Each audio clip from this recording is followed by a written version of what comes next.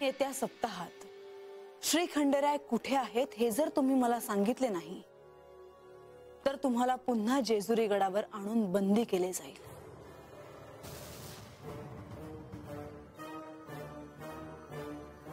नारायण नारायण।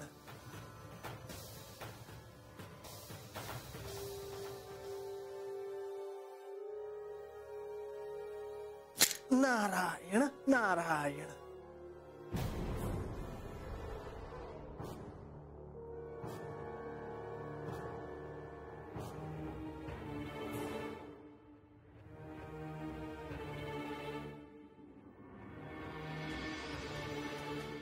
इथून सुटका झाली हे उत्तम झाले।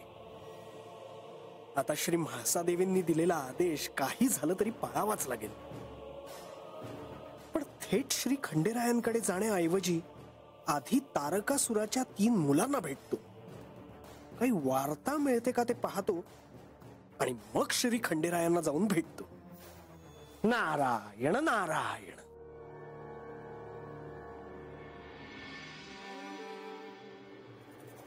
कुंभक, नका एवढी चिंता करू।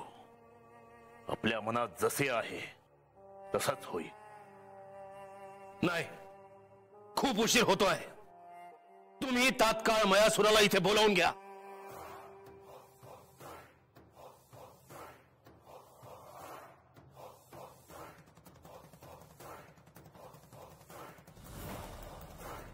हे विद्युन्माळी, हे असुरराज, आपण माझे स्मरण केलेत? मयासुर, अंतराळात 3 ग्रह बांधण्याची चर्चा झाली होती, त्याचे पुढे काय झाले? नारायण नारायण।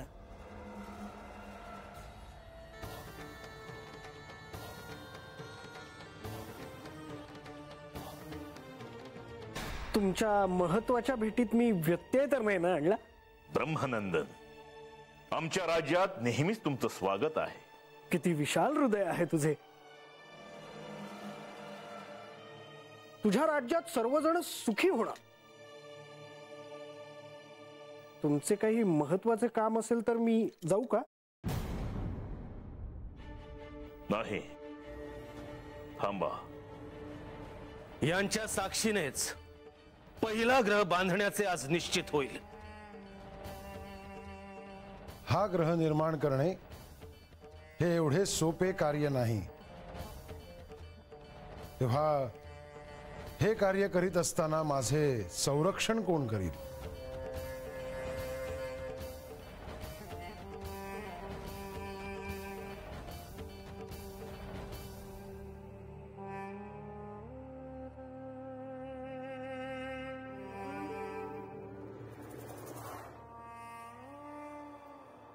माझे 2 बंधू रक्षण करतील।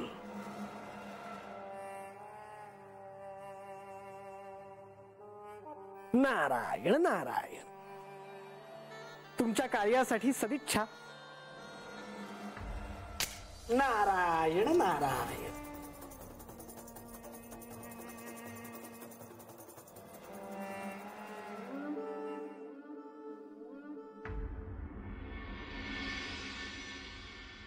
नारायण नारायण।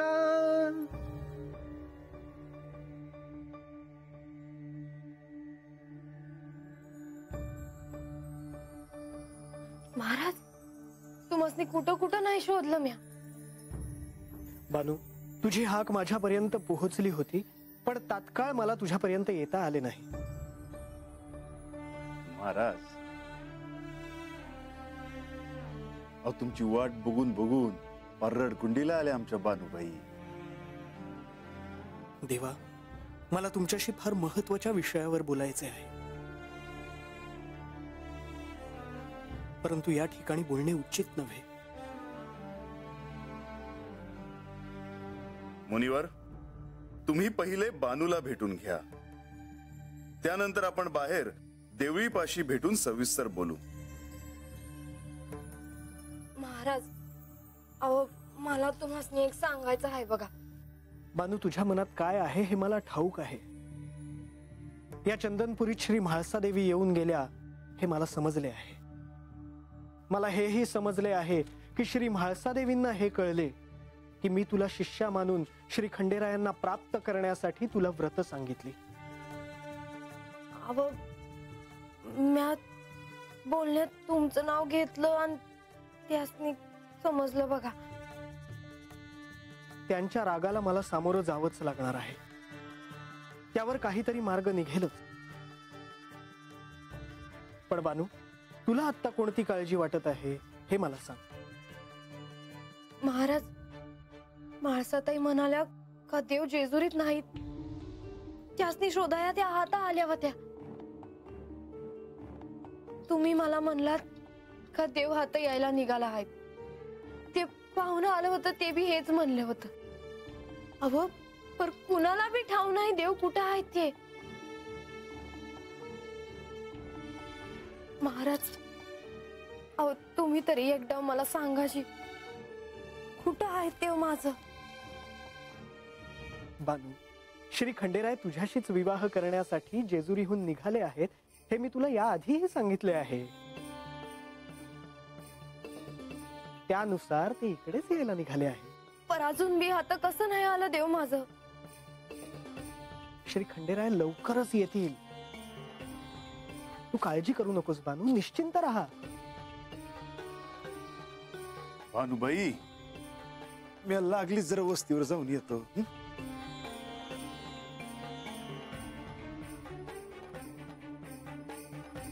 बानू, श्री खंडेरायांची कृपादृष्टी तुझ्यावर सदैव होती, आहे आणि यापुढेही असेल.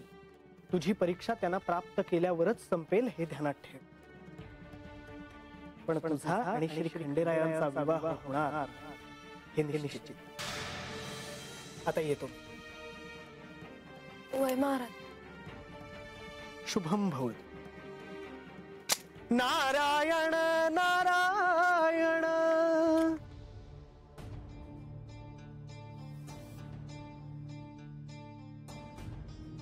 पर कधी येणार देव माझ. कधी होणार त्यांचं दर्शन मला. नारायण नारायण.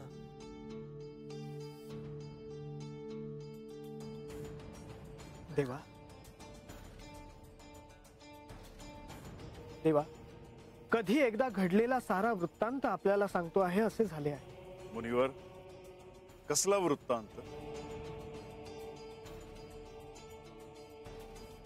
मुनिवर, अशी कोणती घटना घडली आहे की ज्यामुळे तुम्ही इतके अस्वस्थ आहात? नारायण नारायण. देवा, आपल्यापासनं काही लपून राहणे शक्य आहे का? तर नाही. तरीही एक महत्वाची वार्ता देण्यासाठी मी आलो आहे. देवा, मयासुराने तारकासुरांच्या तिन्ही मुलांसाठी ग्रह निर्मितीचे कार्य हाती घेतले आहे. आता लवकरच अंतराळात तांब्याचा पहिला ग्रह तयार होणार. मुनिवर, हे कधी ना कधी तरी घडणारच होते. पण का कुणास ठाऊक आज मला असे का वाटत आहे की तुम्ही मला केवळ हीच वार्ता सांगण्यासाठी आला नाही. मुनिवर, तुम्हाला काहीतरी महत्वाचे सांगायचे आहे, होय ना? नारायण नारायण. होय देवा, आपण खरोखरच अंतर्ज्ञानी आहात. मग आता मनात कोणताही संकोच न ठेवता बोला मुनिवर. देवा, श्री म्हाळसा देवींनी मला जेजुरीत भेटायला बोलवले होते. आता तुम्ही बानूचे गुरु आहात हे समजल्यावर अजून काय घडणार? तेव्हा इतकेच नव्हे तर म्हाळसा देवींच्या क्रोधालाही मला सामोरे जावे लागले. जेजुरी गड सोडून न जाण्याची त्यांनी मला शिक्षा केली. देवा, माझी काय अवस्था झाली होती कसे सांगू. शेवटी माझ्या शापवाणीची कथा त्यांना सांगितल्यावर त्यांनी शिक्षा मागे घेतली, पण तेही एका अटीवर. कोणती अट? त्या मला म्हणाल्या की आता तुम्हीच मला सांगा श्री खंडेराय आत्ता कुठे आहेत ते. मग मुनिवर,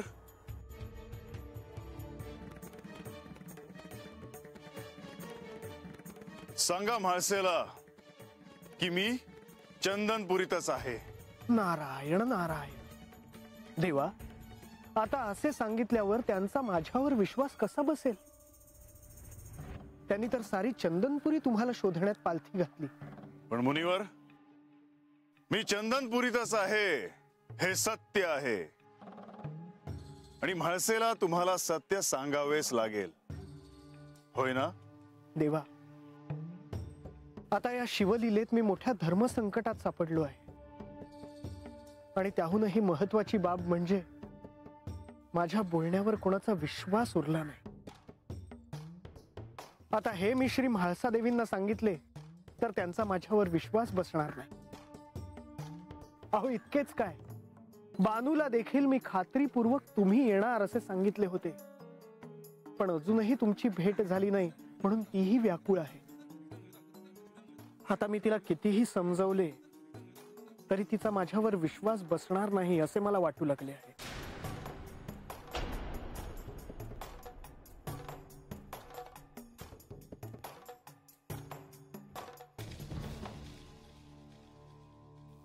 मग मुनिवर, या साऱ्याला मी कसे थांबवणार?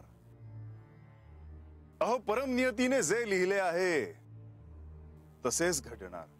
पण देवा, खरं सांगायचं तर बानू आपल्या भेटीसाठी व्याकुळ झाली आहे. तुम्हालाही हे दिसते आहे. तुम्ही तिच्या आसपास आहात याची तुम्ही तिला काहीतरी साक्ष द्यावी असे मला वाटते. मुनिवर, हे मात्र घडू शकते. नारायण नारायण. देवा, तसे केल्याने काही काळ तरी बानूची चिंता कमी होईल.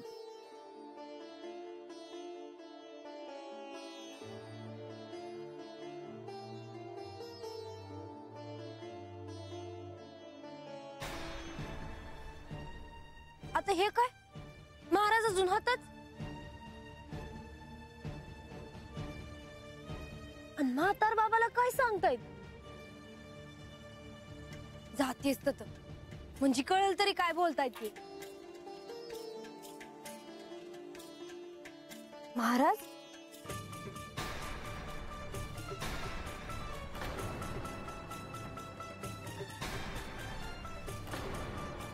अजून तुम्ही हातात? आणि काय रे म्हातार बाबा, मला तर म्हणलास लागलीस घरला येतो आणि हात येऊन महाराजांसंग बोलत बसलायस. बानू, बानू, आम्ही तुझ्याच बद्दल बोलत होतो. हे मला सांगत होते की आता तुम्हीच बानूबाईंची समजूत घाला, त्या काळजीत आहेत. तुम्हासनी तर ठावच आहे महाराज, देव कधी भेटणार या काळजीत जीवा पोखरून निघाला आहे बघा. नारायण नारायण. बानू, आज मी तुला आश्वासन देतो की लवकरच श्री खंडेराय तुझ्या आसपास आहेत याची तुला साक्ष मिळेल.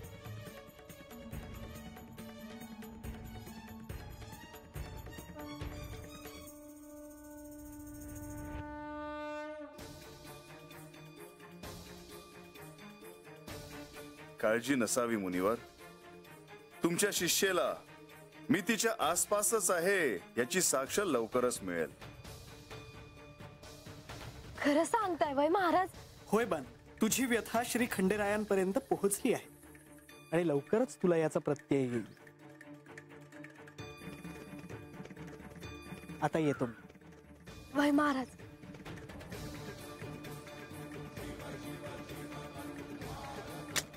नारायण नारायण.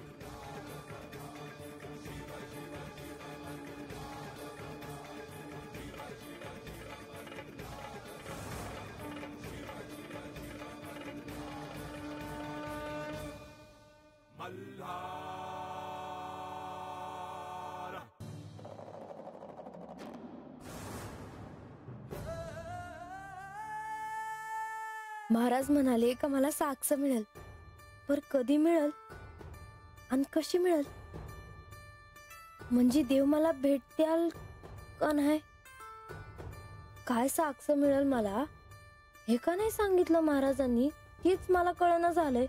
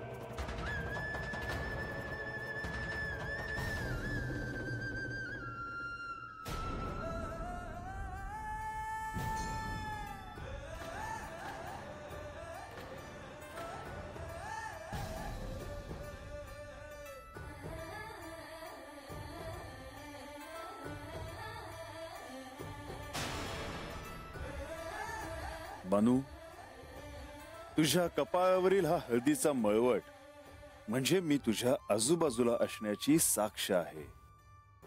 आणि आता म्हाळसेला देखील हे कळेलच की मी ह्या चंदनपुरीच्या परिसरातच आहे.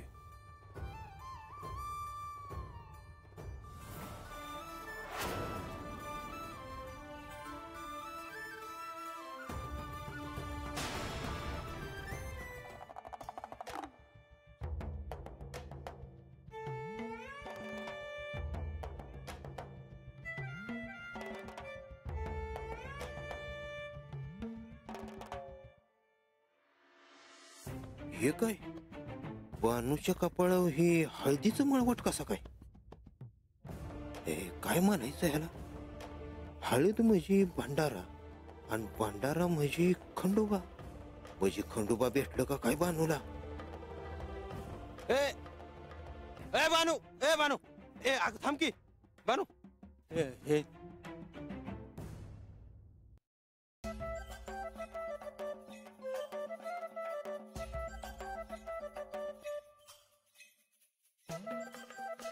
अरे आता बोलणार बी आहेस का असंच उभा राहणार आहेस?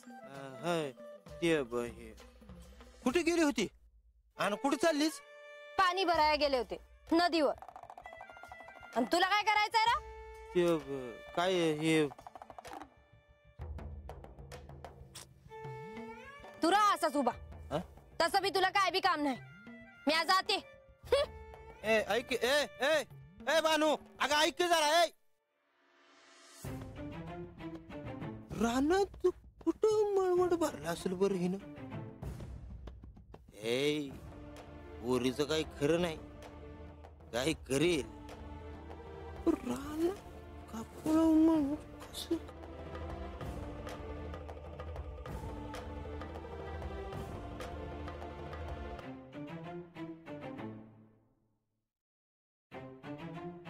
ये बानू, काय तसंच उभी राहणारस काय? आत नाही यायचं वय? वस्तीवरल्या लोकांनी काय झालं ऐकूनच ठाव. नुसते माझ्याकडे बघत होते. जणू कधी बघितलंच नाही आधी.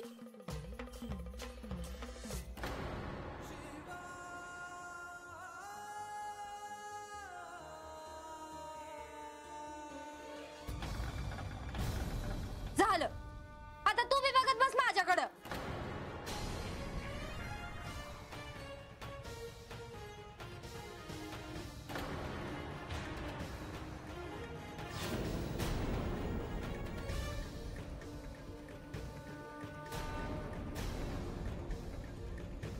बानू, हे काय म्हणायचं? काय हाय ते सांगणार आहेस का नाही? अगं हे बानू, अगं हे नवलच म्हणायचं की. अरे हे खंडू, अरे बघ की. काय जनावर बघितलं का माझ्याकडे बघताय? बानूबाई, मळवट भरला आहे तुमचा भंडाऱ्यानं.